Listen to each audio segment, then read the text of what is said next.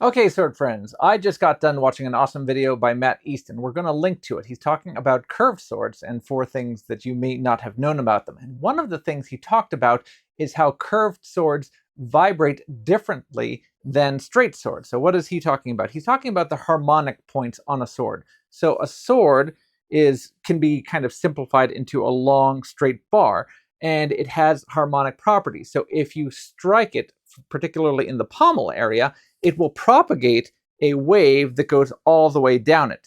Vincent LeChevalier has shown that it actually has several different resonance frequencies depending on how much energy you put in it. But we'll just simplify it that there's going to be one point where there's a node here in the hilt where it doesn't oscillate very much, and there's a corresponding one somewhere in the blade. So you hit it up here, the pommel wiggles back and forth, and the middle of the blade wiggles, but right here, not wiggling.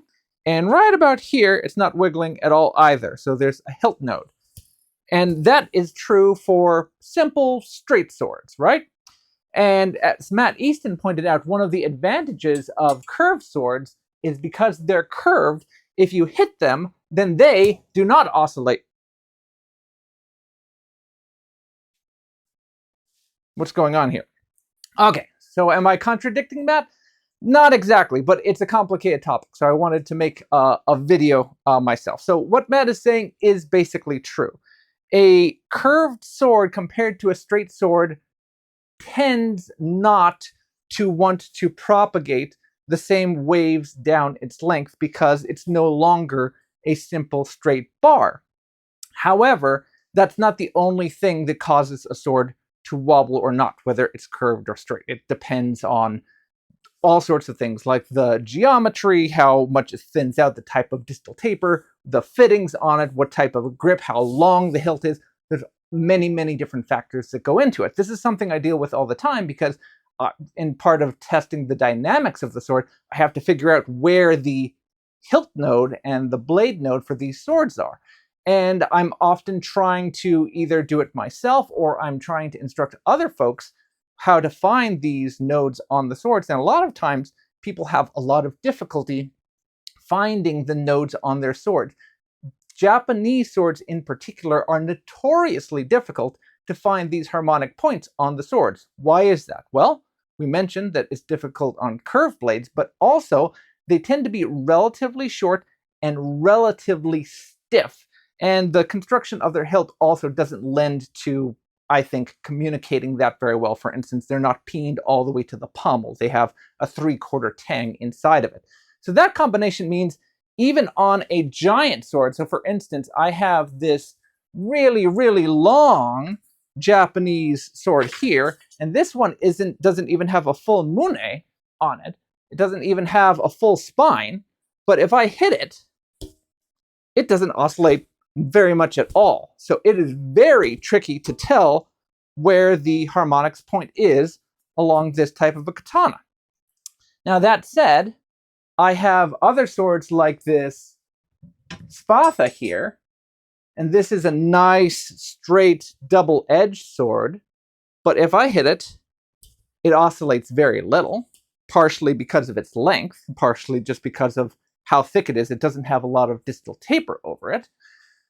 Whereas a sword like this, long, relatively thin for its length, Angus trim falchion, even though this is curved, if I hit it, it still exhibits a decent amount of wobble to it.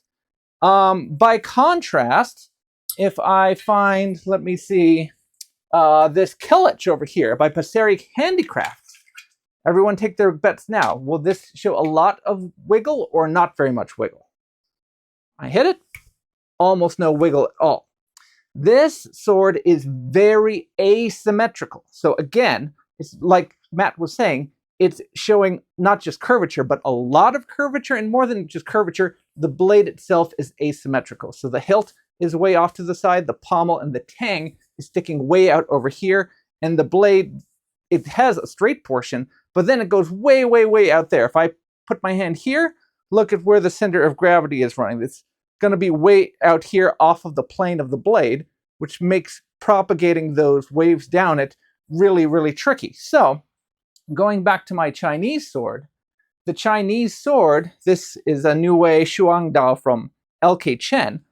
I can hit it right at the crest of the pommel here, and I can draw an almost straight line almost all the way down the blade. And it wobbles very effectively, especially because it's so thin. But if I go way over here on this corner of the pommel where it's very asymmetrical, it's much less effective. It still wobbles, but nothing like when I hit it right here at the top of the pommel and get most of the energy to communicate down the blade. Even something like this beautiful Albion Connect. So you guys can guess on this one. This, from the top up, almost looks like a longsword. It's got a straight cross, a very straight hilt, and from this portion of the blade, it's very straight. So even though the section is thick, it thins out very quickly. Is this going to experience a good degree of transmission of wobble and the harmonics or not? Let's find out. Wobbly sword.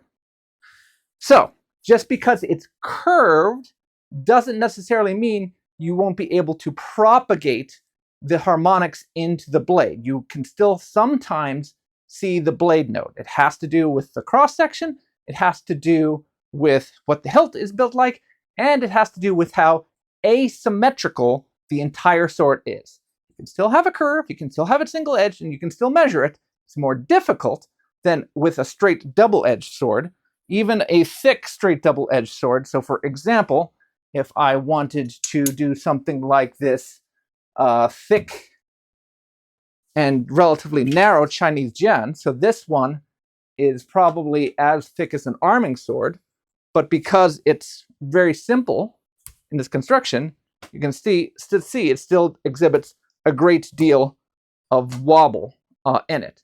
So I hope that was entertaining to some folks. I'm sure anyone who's watching my channel knows Matt Easton and will watch his channel. So hopefully that answered some of the questions before they come up when you guys come asking me, do curved swords still have their blade node? Yes, they do. It's oftentimes harder to find. Okay, guys, that's all for now. Take care.